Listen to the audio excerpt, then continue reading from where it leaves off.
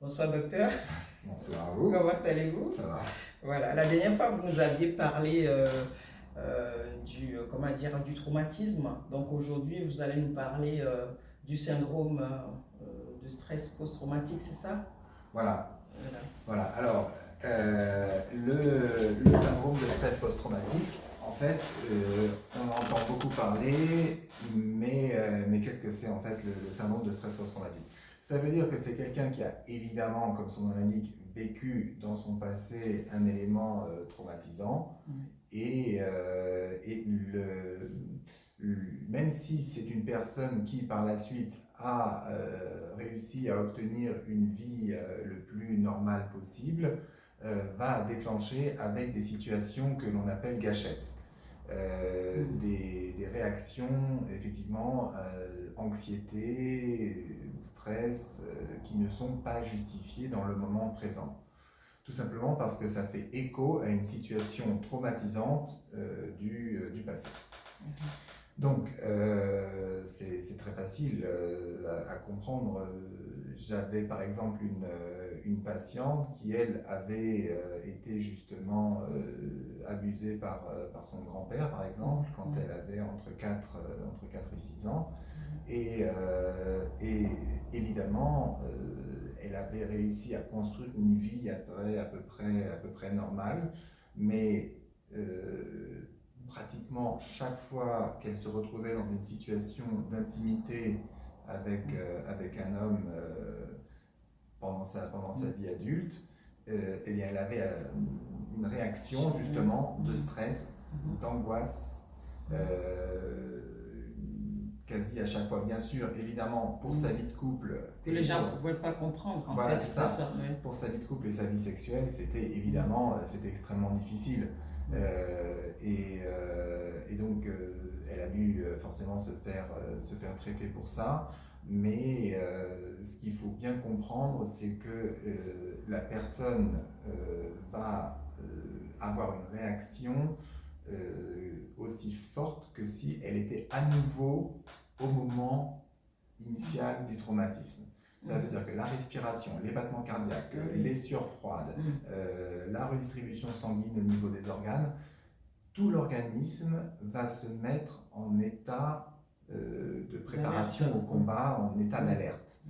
Et c'est pas quelque chose que la personne puisse vraiment contrôler. Il y a vraiment une décharge d'adrénaline comme le jour où la personne était dans le moment du stress. Voilà. Et donc, il y a un film qui en parle relativement bien, je dirais, de cette situation de syndrome de stress post-traumatique. C'est le film Rambo, le premier Rambo. Et on voit effectivement que le personnage principal, donc le soldat John Rambo, qui a fait la guerre donc, du Vietnam, et qui se retrouve dans des situations où effectivement il y a des gâchettes psychologiques qui vont lui faire revivre les moments de stress et d'angoisse qu'il a vécu au Vietnam, avec toute la réaction que cela déclenche sur le moment présent. Et je dois reconnaître que c'est un des rares films où vraiment ils font ressentir aux spectateurs vraiment un petit peu la réminiscence sur le moment du traumatisme, du stress et du comportement que cela va engendrer sur le moment présent. Et donc on imagine bien pour cette patiente en question l'étendue des dégâts que ça faisait justement dans sa vie de couple. Ça c'est facile à comprendre. D'accord. Donc du coup il faudrait qu'on aille regarder attentivement le film Rambo. Hein. Donc Rambo 1, c'est ça? Rambo 1, c'est ça. Ça donne une idée. Ça donne une idée hein, déjà. Et là, si on parle de cette patiente, donc dans ce cas, imaginons que quelqu'un nous regarde, là, une femme, un homme nous regarde, se sent concerné. Qu'est-ce que vous lui conseillez? Déjà, la première chose à intégrer, c'est que vous n'êtes pas seul, que ça arrive extrêmement fréquemment dans cette société.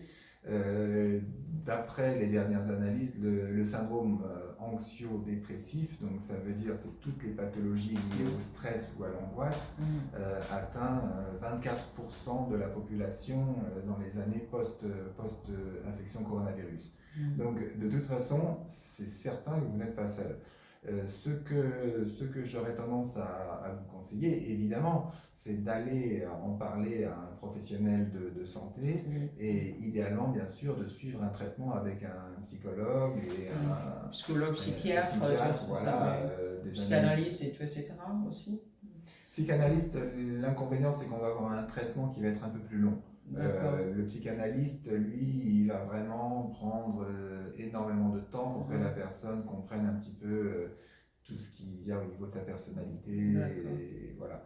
Mais par contre, le psychiatre, le psychologue, eux, peuvent avoir des thérapies cognitivo-conductuelles qui peuvent effectivement générer une désensibilisation. Parce qu'en fait, la première étape dans le traitement, c'est justement de réussir déjà dans un premier temps à diminuer dans la vie présente du patient les réactions face à une situation gâchette, en fait, tout simplement. C'est la première chose à faire, voilà, c'est ça. Donc, en résumé, si vous sentez que vous avez des caractéristiques de ce syndrome, c'est pas grave, il y a un traitement, il y a des traitements, vous n'êtes pas seul. Si vous avez de toute façon des questions, vous pouvez appeler le 3114 aussi. Il y aura toujours quelqu'un qui est là pour vous écouter, pour vous conseiller, pour vous orienter. Donc n'hésitez pas. Et surtout, ne restez pas seul avec ce problème, hein, ça c'est certain. Très bien. En tout cas, merci docteur. Et au fait, ça me rappelle une connaissance qui aurait subi des VIOLS voilà, dans son enfance. Et aujourd'hui, elle a du mal à rester dans le foyer. Elle a des problèmes de couple. Donc voilà, ça rejoint en fait le témoignage que vous venez de donner. Et cette personne aujourd'hui a encore du mal à rester en couple.